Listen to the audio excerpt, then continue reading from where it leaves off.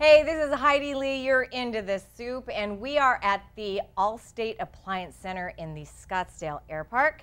This is our first television segment, and we are so happy to be here. And I am so very happy that my very good friend and wonderful chef, Joshua Hebert, is here with me. Hello, Miss Heidi. How are you? This Good. is cool, isn't it? Yeah, congratulations. Right on. Cooking show. A cooking Awesome. show. Yeah. So what better than do something super geeky, right? Like what? What do you Sous make? vide fried chicken. Sous vide. Sous vide Well, fried fried chicken. chicken part I get. The sous vide part I'm not so sure. We're fancying it up a little bit. The end product is still the same as you'd normally get with fried chicken, only I think like a little bit more interesting. Especially if you're one of those people who doesn't like gnawing on like legs and thighs of fried chicken because it's like if it's chewy or if there's a texture issue there, this totally gets rid of that. But what we're gonna do today first, because all fried chicken requires buttermilk to be done perfectly right. Absolutely. We have legs and thighs that we've got marinated in salt and a little bit of buttermilk. Can I help? Can I open You this? can, Is that what you want me to do? We're gonna go ahead. I think I kind of know, but not really. Now remember, also, whenever you're making fried chicken, I think it's almost obligatory that it be a little teeny bit salty.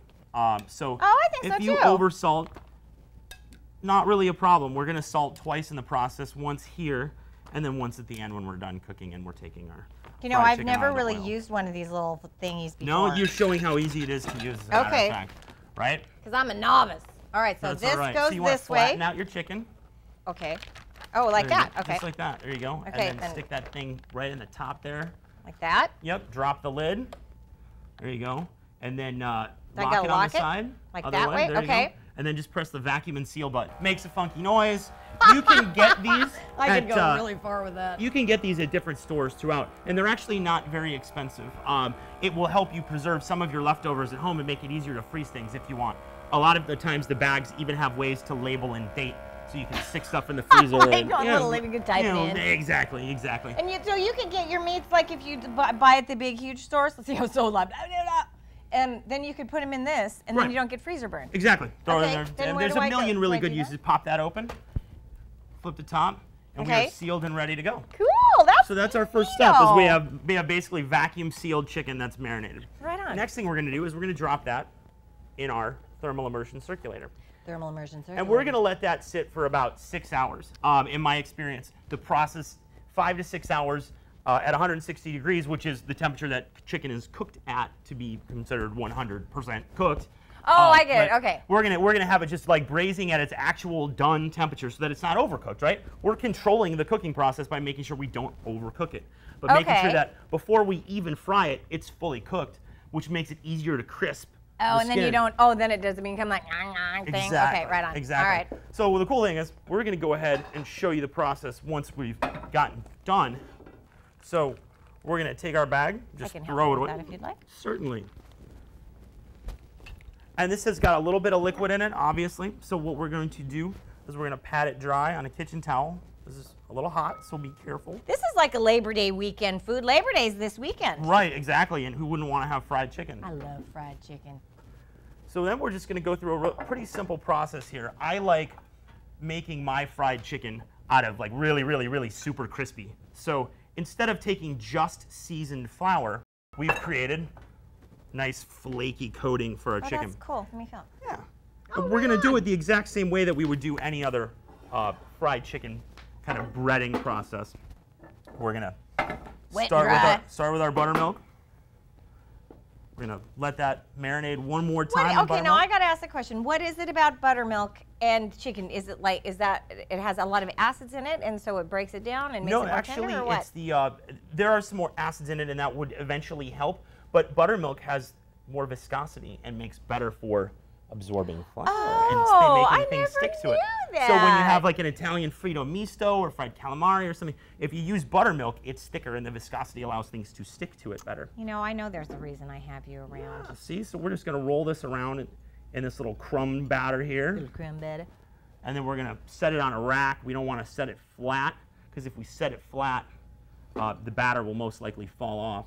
So we'll just lightly set it on a And it's little really kind of key resting to rack have here. those little rack things, right? Absolutely. It allows you to, A, drain something when you're done frying it, and B, allows it to get air around all sides. So if you do this process about a half hour, 45 minutes before you actually fry the chicken, you're going to dry out those crumbs in that batter, and that way you're guaranteed to have a crispier skin crust. It actually looks really nice. Yeah.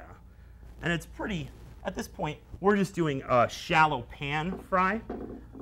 We don't have a and deep what kind of fryer oil here. are you using? We're using 100% canola oil here. Okay. And we're using organic canola oil. So. And remember, you can't, use really high heat with your olive oils and your extra virgin olive oils. Exactly. Because it tastes icky. Exactly. Those things burn so quickly and easily. You almost save your nice olive oils for your salads and don't use them and your on little pastas. Yeah, and your little pastas. Don't use them on fried things. We have a shallow pan. This is a very heavy duty pan. Anytime you're open pan frying at home, just be very, very careful. It's easy to start fires with hot oil. And can be dangerous. You don't want to splash yourself. You don't want to get water anywhere near your pan or anything like that.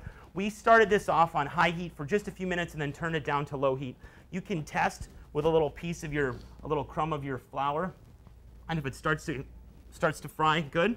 You don't want it to be too hot. You can always raise the temperature because you are frying. It will crisp up no matter what. Just turn the heat up. So we're going to take all these pieces here and drop them in this oil. So this chicken, when you do it like this, depending upon the exact temperature of your oil, it's going to take about 3 to 5 minutes to fry because remember, the chicken's pretty much already cooked. Oh yeah. Nice and crispy fried chicken, guys. And again, the great thing about this, you don't have to temper with your fryer for all that long. Your chicken is already pretty much cooked and ready to go. So we're just crisping everything up. As soon as we drain our fried chicken here, we will do the best thing you can do to fried chicken and biscuits, and that's pour honey all over the top. Oh, sounds good to me. Okay, here we go. All right. Honey! So we'll turn make sure to turn your oil off as well so that we don't get ourselves in trouble and burn the house down. And it's important to salt your chicken as soon as you bring it out of the fryer. That way the salt kind of sticks to it a little bit better and you get another little bite of salt on the big, the way fried chicken. You have to be very careful because it's really, really hot. Piping hot. We're going to lay it out on a plate here. We brought ourselves some honey. Some honey. If you're a gravy kind of person, we can always save it. We saved a little bit of that liquid from our sous vide. You can always throw it in a pot. Oh, you can? Sure. Oh, That's because that's pretty much all set and ready to go too. So you just set that in a pot, and if you want to add like a little bit of flour and butter, make a real simple roux, and then just thicken it that way. Adjust your seasoning. You don't really need anything else. You're kind of all set up and ready to go. Sprinkle maybe a little dried oregano over the top of your chicken for one more go of things. Pretty. And everybody has a knife. Yeah. You ready? You gonna hit some of that? Yeah, I'm gonna hit some. Right on. Are you not gonna hit some? No, I'm gonna hit some with you. Okay, ready? All right, ready? 1, 2. No. Oh, right on, dude. So you're gonna kiss the cook or what? Mwah! Yeah. God love ya. This is great. Sorry, guys. There might not be any left for you. He's first. Anyway, thanks for joining us. Thank you. You bet. Thank you. As Thanks for always, having me. My good it's friend. a blast. It was so much fun. Big hug, Heidi. All right, we're into the soup. I'm Heidi Lee, Chef Joshua Hebert. Yep, we're gonna go play with our greasy fingers and more chicken. We are, and we'll see you next week. Thanks for joining us. Cheers.